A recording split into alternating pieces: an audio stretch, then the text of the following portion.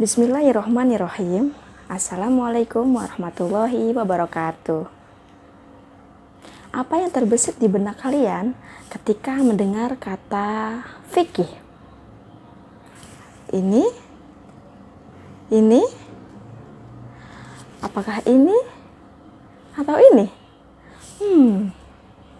Baiklah. Fikih berasal dari kata faqiha yafqahu, yang artinya memahami. Dalam Al-Quran disebutkan, Rabbi syrahli sodri wa yassirli amri wahlul uqdatam min lisani yafqahu qawli. Artinya, agar mereka memahami perkataanku. Sedangkan menurut istilah, fikih ialah pengetahuan segala sesuatu tentang hukum dari segi amal perbuatan yang digali dari dalil-dalil yang terperinci.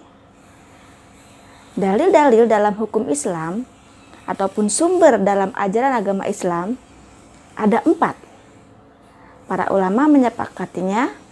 Yang pertama ialah kitab suci Al-Quran. Yang kedua, sunnah atau hadis. Yang ketiga, ijma atau kesepakatan ulama. Dan yang keempat, qiyas atau perumpamaan. Dalam fikih terbagi menjadi 2 bagian secara garis besar. Yang pertama, fikih ibadah. Yang kedua, fikih muamalah. Fikih ibadah yaitu hukum-hukum yang mengatur hubungan antara manusia dengan Allah. Salah satunya yaitu hukum-hukum tata cara melaksanakan sholat, zakat, dan puasa, haji, dan umroh. Sedangkan fikih muamalah ialah hukum-hukum yang mengatur tentang hubungan manusia dengan manusia lainnya.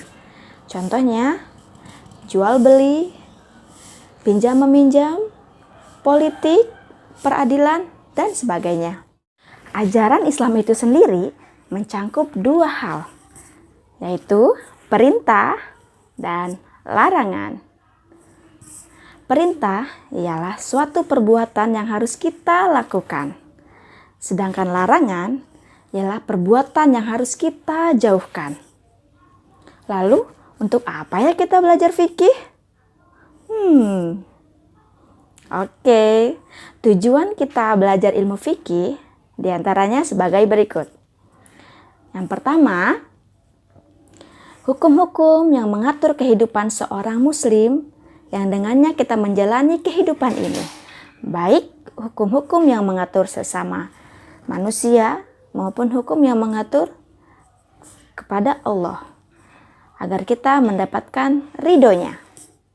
Yang kedua, menegakkan panji-panji Islam, karena dalam ilmu fikih diatur hukum perang, hukum jihad, hukum politik, dan sebagainya. Yang ketiga, mempermudah kita untuk memperoleh rezeki yang halal, karena dalam hukum fikih diatur hukum jual beli, hukum pinjam meminjam, hukum pegadaian, dan sebagainya. Dan yang terakhir, mengatur permasalahan harta atau warisan. Karenanya, mencegah konflik antar perpecahan umat manusia. Nah, sudah sampai sini? Kalian mengerti? Baik. Sebelum kita tutup, apa kalian pernah mendengar kata usul fiqh? Nah, sobat semua, di sini berbeda ya antara fikih dan usul fiqh. Kalau fikih itu pengetahuan segala sesuatu tentang hukum dari segi amal perbuatan yang digali dari dalil-dalil yang terperinci. Sedangkan usul fiqh ialah kaidah atau kumpulan norma-norma sebagai alat penggali syara atau pengambil suatu hukum dengan dalil-dalil. Oke, sampai sini dulu ya. Terima kasih. Wassalamualaikum warahmatullahi wabarakatuh.